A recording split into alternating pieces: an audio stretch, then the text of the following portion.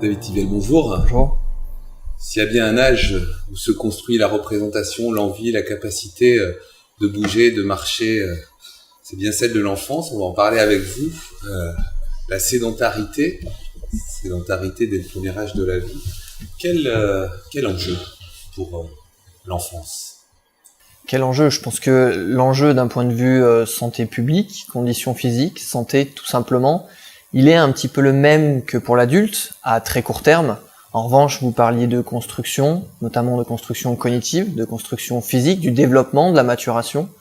Et je pense que à l'aube de tous ces processus chez les tout petits, mais également avec l'enfance, petite enfance, mais après à l'adolescence aussi, avec les processus de puberté, on a des implications et des impacts de nos comportements sédentaires qui peuvent être d'autant plus délétères, puisque, encore une fois, dans cette logique de construction, aller dans une construction d'un mode de vie sain, d'un mode de vie le plus actif possible et le moins sédentaire possible, aussi bien en termes d'environnement que de comportement individuel qui plus est, tout ceci va constituer justement des bases essentielles au développement de l'enfant.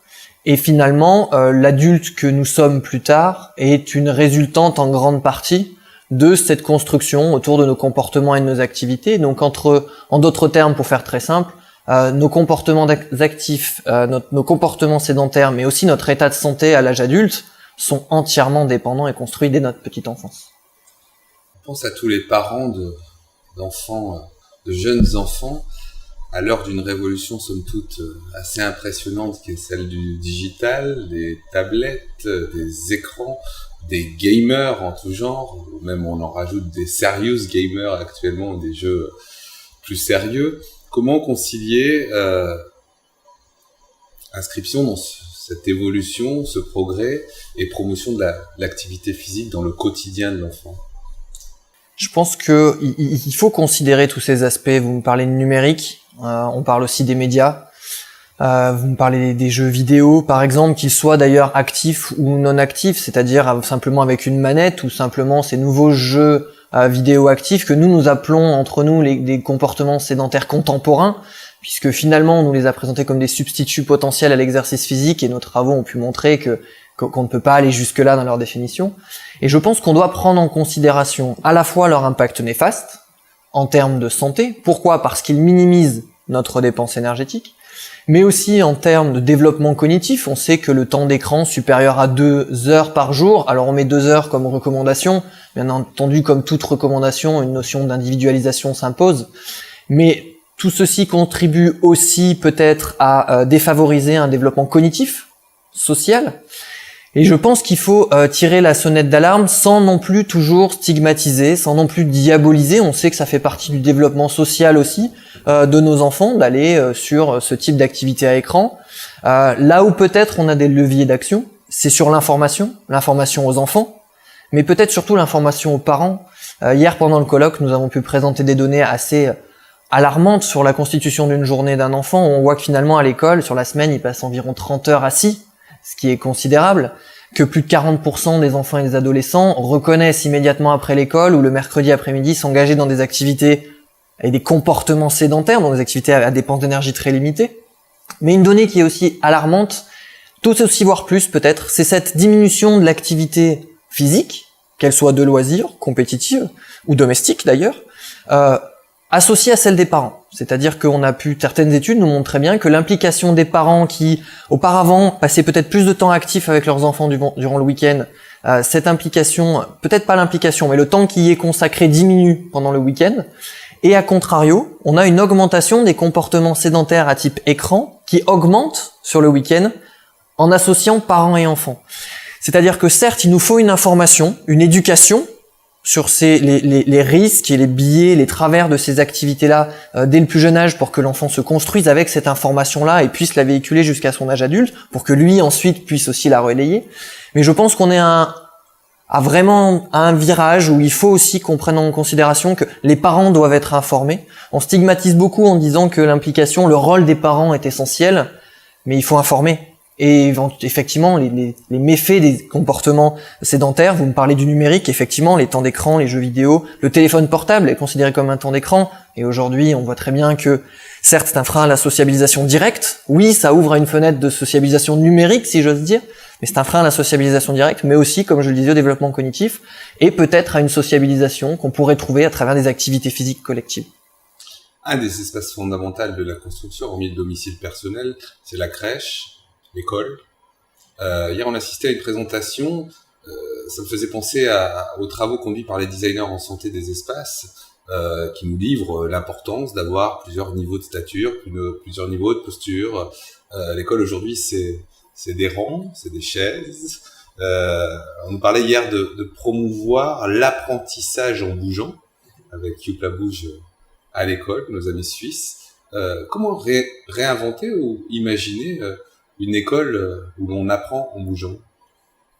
Je pense que là encore, et je pense que le colloque de l'ONAPS hier nous l'a bien montré. On peut avoir une information aujourd'hui qui vient de connaissances scientifiques, qui vient du haut, mais aussi bottom-up. C'est-à-dire qu'on a des, comme vous citiez Youpla Bouge en Suisse, il faut regarder d'autres actions en France, surtout chez les tout petits. Vous me parliez des crèches ou des petites écoles maternelles, où on a beaucoup d'instituteurs qui nous livrent des témoignages où finalement ils rendent actifs leur session. Et où finalement, quand on parle de chaises et de bancs, chez les tout petits, c'est pas si évident que ça. Par contre, là où vous avez complètement raison, c'est que plus on grandit, notamment fin de la maternelle, primaire, et alors collège, lycée, n'en parlons pas, on est vraiment dans cette structuration, bancs, chaises, amphithéâtre plus tard. Nous, avec nos étudiants, on a le même problème. Et je pense effectivement que là, il faut faire attention. Oui, il faut considérer, on le disait tout à l'heure, plus de 30 heures assises par semaine chez des enfants, par exemple au collège, des adolescents. Oui, il faut reconsidérer cette structuration, la remettre en question, mais il ne faut pas pour autant aller mimiquer ce qu'on a trouvé chez l'adulte, qui plus est assez récemment, avec ces fameux standing desks. Et des données nous ont montré hier que très peu d'études, mais quelques-unes ont essayé de mettre des bureaux debout à l'école. Idée intéressante, si, à mon sens, et au regard de la littérature qu'on a, on l'associe à des petits temps de station debout. Il ne faut pas oublier qu'on est en plein processus de croissance, de maturation, système neuromusculaire et musculo-squelettique qui se met en place.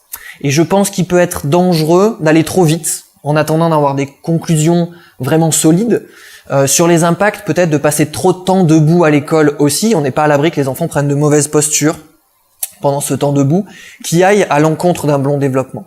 Par contre, on a aussi vu hier pendant le colloque que des petits breaks, toutes les heures, se lever 3 minutes, toutes les demi-heures, se lever 3 minutes, avaient des effets considérables, aussi bien sur le développement de la condition physique, pour lequel on a vu des chiffres alarmants hier, mais aussi pour le développement cognitif, j'y reviens dessus, mais aussi pour la réussite académique. Les études soulignent très bien que ça va même pouvoir améliorer parfois le temps de concentration, etc. Donc je pense que cette structuration, on l'a dans le milieu du travail, vous l'avez évoqué, on l'a évoqué hier, on l'a dans le milieu du travail, cette restructuration logistique, environnementale, si j'ose dire. Et dans l'école, elle va être nécessaire, elle est nécessaire. Certaines actions déjà assez isolées nous montrent des effets bénéfiques, il faut les prendre en considération, mais toujours aller un petit peu plus doucement et prendre en considération cet aspect croissance et maturation qui va construire l'adulte de demain. Vous parliez de journée, de parcours, de journée chez l'enfant aujourd'hui. Un exemple qui était donné, et plusieurs études de la littérature le prouvent, l'importance de l'arrivée en marchant, ou en tout cas du début de journée en marchant pour faciliter la concentration, ou en tout cas le début. Puis peut-être l'interaction climatique aussi, on pourrait en parler. Comment imaginer des projets scolaires ou petite enfance qui soient co-construits entre des universitaires, parfois éloignés du terrain, dirais certains, des parents, des enfants eux-mêmes et des enseignants de l'école pour imaginer justement des parcours un peu construits, établis entre ces différents mondes.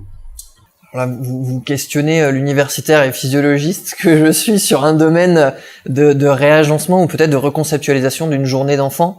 Je pense qu'on peut commencer par des choses simples. On a vu se développer au début de manière très pragmatique pour faciliter le quotidien des parents, des bus marchands, c'est-à-dire des parents qui finalement dans les quartiers récupèrent les enfants et marchent avec eux jusqu'à l'école. Et finalement, c'est peut-être une initiative qui prend tout son sens aussi bien dans le quotidien des parents, mais aussi dans la mise en éveil quotidienne des enfants, c'est-à-dire cette nécessité de marcher un peu. Et je pense que on met le point sur quelque chose d'important, c'est qu'on a des rythmes aujourd'hui où on l'a très bien vu. Les enfants dormaient moins, dorment beaucoup moins qu'à une époque, de par les temps d'écran beaucoup plus accessibles la nuit notamment, dans les chambres, dorment moins, et du coup ça a créé des réveils. La littérature nous le montre aussi, et puis je pense que la meilleure littérature en ce sens-là, c'est les parents et le quotidien des parents. Simplement leurs témoignages révèlent tout le sens de la littérature. On voit très bien que le réveil est plus difficile, le retour à l'attention le matin est beaucoup plus difficile, et effectivement peut-être que d'instaurer, je dis peut-être avec précaution, mais ça semble évident en tout cas d'un point de vue physiologique, certainement d'un point de vue éducationnel aussi, peut-être que de réinstaurer une mise en mouvement avant la pratique très académique de cours de français, de connaissances en histoire, etc., mais d'arriver à remettre en mouvement, soit par des déplacements qui permettent d'aller jusqu'à l'école plus actifs, favoriser ça. Là, je pense que les communes, les écoles, effectivement, doivent travailler ensemble, les parents. Ou alors, carrément, par l'instauration de petites séances d'activité physique avant de commencer l'école. Les Suisses nous en ont parlé hier. Finalement, on le fait dans certaines entreprises en Asie, avec des éveils motrices le matin, avant de commencer le travail. Pourquoi n'aurait-on pas des bénéfices aussi positifs chez nous et chez les enfants pour une meilleure journée et une mise en éveil? Je pense que il faut arriver à casser la mise en veille, entre guillemets, si je puis me permettre, qu'a instauré la nuit, le temps plus long nécessaire à un petit peu émerger pour les enfants, parce qu'ils ont une nuit, un rythme du sommeil qui est complètement déstructuré, qui est plus court, ils ont besoin de plus de temps pour arriver à un éveil total et finalement à une disponibilité cognitive, et l'activité physique peut être un bon vecteur dès le matin pour ça. Avant-dernière question, alors, frontières universitaires et des enjeux de la recherche. Hier, avec plusieurs intervenants, on parlait de cette nécessité, de faire émerger ces actions innovantes, mais aussi de les inscrire dans la durée, par des véritables études d'impact ou de validation scientifique pour en garantir les impacts sur la santé, entre autres, de l'enfant. Quels sont, selon vous, les deux objectifs majeurs en matière de recherche autour de l'enfant pour faciliter la promotion de l'activité physique demain? Si je dois en choisir deux, on va essayer. Je pense que essentiellement, pour moi, je soulèverai deux objectifs majeurs qui, à eux deux, vont contribuer au développement de toute la santé, de toute la condition physique, qui sont primordiaux aujourd'hui. Le premier, pour moi, c'est d'arriver à impliquer les familles. La recherche aujourd'hui sur la santé de l'enfant, notamment à travers le comportement, qu'il soit alimentaire, sédentaire, actif, au regard de son environnement, ne peut pas se faire sans les familles. Et je pense que, en ce sens-là, on a un devoir de conduire des études qu'on peut appeler des études familiales, comme certains services du CHU de Clermont-Ferrand, notamment le service de nutrition, un programme familial qui s'appelle Proxob ces temps-ci, qui concerne vraiment toute la famille dès lors qu'un des membres est en obésité ou en surpoids. Et c'est vraiment une clé, je pense, d'arriver. On peut atteindre les comportements des parents si on les associe à une intervention sur leur enfant, on va modifier toute la famille. C'est la première chose, à mon sens, qui est essentielle. Et la deuxième, c'est d'arriver à trouver des solutions pour ancrer les modifications de comportement. Il est très bien de faire des interventions qui durent de 6 mois à 2 ans, dont on va évaluer les bienfaits. Il faut aujourd'hui qu'on trouve des interventions qui puissent nous permettre d'inscrire les comportements et pas avoir des résultats à court terme. Je pense que c'est vraiment là la clé. C'est-à-dire que si vous voulez changer l'adulte de demain, oui, la santé de l'enfant à l'instant T, elle est évidemment primordiale. Sa condition physique est évidemment primordiale. Mais finalement, on est dans un pré-syndrome métabolique, par exemple, un pré-diabète, des pré-pathologies métaboliques. On veut évidemment éviter qu'elles s'instaurent, mais si on en est déjà dans un pré-état clinique à l'enfance, c'est forcément qu'on a du souci à se faire pour le futur. Et donc, ce sont vraiment ces deux enjeux qui me semblent clés. C'est l'implication familiale pour assurer la réussite de toute la famille, rentrer la culture du mouvement et de la contre-sédentarité dans ces familles-là, et on a le même aspect nutritionnel bien entendu, mais aussi aller inscrire ces modifications dans le temps, pour que finalement l'adulte de demain se nourrisse de ces modifications comportementales et puisse faire perdurer ces modifications comportementales qu'on a pu lui apporter dans nos interventions, qu'elles soient scientifiques ou autres, puisque tout le monde a une contribution à faire. La santé collective, n'est-ce pas? Donc à un moment donné, on a tous notre pierre à mettre à l'édifice. Dernière question, vous avez eu la chance, tout comme moi hier, d'assister non seulement à l'intervention universitaire d'Angelo Tremblay, venu du Québec, et à une multitude d'autres interventions de terrain, universitaires, etc. Quel regard vous portez, vous, le jeune universitaire, autour de cette intervention d'Angelo Tremblay, en matière de différents enjeux et différents mondes? Porter un regard sur une conférence d'Angelo Tremblay, c'est toujours déjà avec un regard d'admiration. On a vu la qualité d'orateur, mais c'est surtout sa capacité à faire passer ses messages.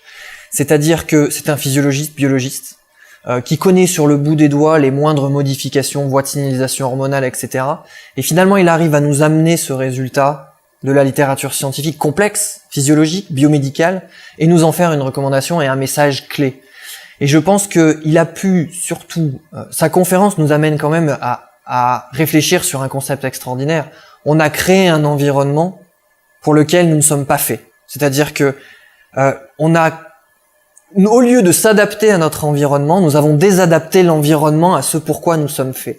Et finalement, peut-être qu'on doit réfléchir à ça, et que on doit vraiment se pencher sur l'évolution de nos comportements, puisque certes, maintenant, on allait très loin dans la modification de notre environnement, notre société contemporaine a énormément évolué. Il faut pas ne voir que du néfaste et du négatif dans ces évolutions. On voit que l'espérance de vie peut augmenter aussi, malgré tout, même si l'espérance de vie en santé, elle, en souffre. Mais je pense qu'il faut, à notre tour, et je pense que c'est la conclusion qu'il faudra en sortir, on n'est pas fait pour l'environnement que nous avons créé. Il faut remettre l'individu au cœur des préoccupations de cet environnement. Changer l'environnement par rapport aux besoins de l'individu et pas spécialement par rapport à ses envies et ses inspirations du moment, mais plus penser sur un long terme, à mon sens. David Thivel, merci à vous. C'est moi qui vous remercie. Merci.